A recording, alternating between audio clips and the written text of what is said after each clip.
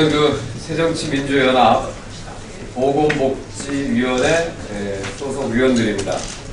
어제 밤 늦게 여야 합의로 통과된 송파 세모녀 3법의 의의에 대해서 말씀드리기 위해서 이 자리에 섰습니다.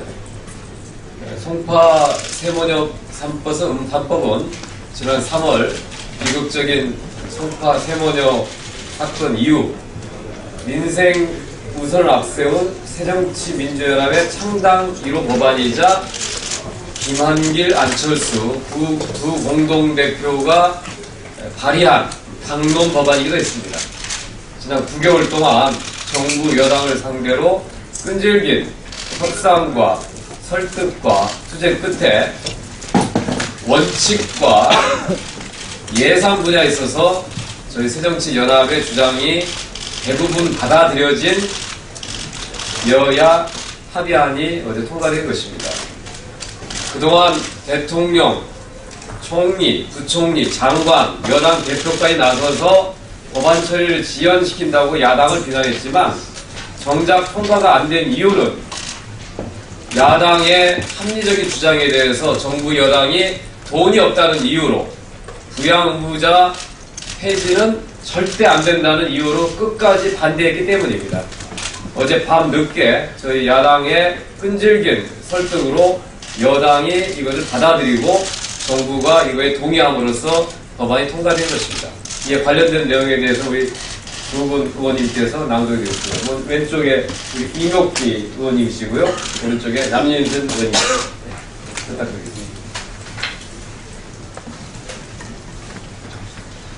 예, 지난 3월 27일 우리 당 창당 1호 법안으로 발의된 세모녀 복지 3법이 어제 17일 보건복지 법안심사소위원회를 통과했습니다. 어제 소위를 통과한 세모녀 3법은 기초생활보장법, 긴급복지지원법, 사회보장수급권자의 발굴 및 지원법으로서 각각 빈곤 취약계층 복지사각지대를 해소하기 위한 내용을 담고 있습니다. 송파 세모녀 사건, 인천 세가족 사건 등 근래 빈곤 취약계층의 자살이 끊이질 않고 있습니다. 깊은 생활고로 절망에 빠진 취약계층이 최소한의 복지 혜택도 받지 못해 극단적 선택을 하는 일이 빈발하고 있습니다.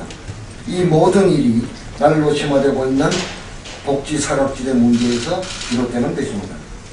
민생과 복지 우선주의를 내건 우리 새정치민주연합은 창당과 함께 복지 사각지대 해소를 위한 복지 3법을 1호 법안으로 발의하였습니다. 그리고 법안 통과를 위해 지난 약 1년여에 걸쳐 당의 총력을 모아 노력한 결과 소중한 결실을 맺게 되었습니다. 세모녀 3법의 통과로 복지 사각지대 해소를 위한 중요한 전기가 마련되었다고 할 수 있습니다. 당장 긴급복지 수혜자가 5만여 명 증가할 것으로 기대되며 기초생활보장 수혜자가 57만여 명 증가할 것으로 예측됩니다. 또한 생존위기에 처한 사회 구성원을 신속히 찾아내어 복지 지원을 하는 지역사회 시스템이 구축될 것입니다.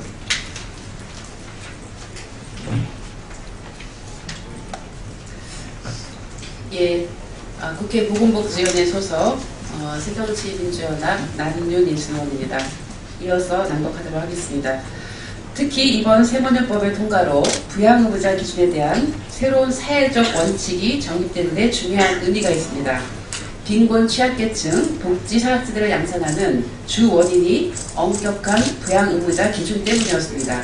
즉 현행 제도는 가족관계가 사실상 단절된 가족에게까지 무리하게 부양의무를 부과하고 가난한 자식이 가난한 부모를 의무적으로 부양하도록 하여 자식까지 영원히 빈곤의 굴레에서 벗어나지 못하게 하는 문제점이 있어 왔습니다. 또한 스스로 한몸 추스리기도 여의치 않은 노인이나 장애인에게까지 무차별적으로 부양의무를 부과하고 있었습니다. 이러한 현실로 인해서 대규모 사각지대가 양산되고 있습니다. 세모녀법 통과 과정에서 그동안 새정치민주연합은 단계적으로 부양의무를 폐지한다는 원칙하에 첫 번째, 아동 청소년을 대상으로 하는 교육급여에서는 부양의무자 기준을 완전히 철폐한다. 두 번째, 가족 관계가 사실상 단절된 가족 구성원에게는 부양의무를 부과하지 않는다. 세 번째, 생활 수준이 중간 수준 이하인 사람에게는 부양의무를 부과하지 않는다. 네 번째, 중증 장애인 등 취약계층에게는 더욱 완화된 부양의무자 기준을 적용한다 등을 새정치민주연합은 줄기차게 요구하였고 이번에 이러한 주장이 관철되었습니다. 복지 사각지대를 완전히 없애기 위해서는 많은 노력과 시간이 필요합니다. 이번 세모녀 3법으로 모든 문제가 해결되는 것은 아닙니다. 그러나 이번 3법이 문제 해결을 위한 본격적 노력의 중요한 계기가 될 것이라고 자부합니다. 야당의 노력에 동의해준 여당과 정부 측에게도 감사의 말씀을 전합니다. 앞으로 여당과 야당, 정부가 합심하여 3법을 본회의까지 무사히 통과시켜서 국민들에게 희망을 전해줄 수 있기를 당부드립니다. 2014년 11월 18일 새정치민주연합 보건복지위원회 위원 김종우.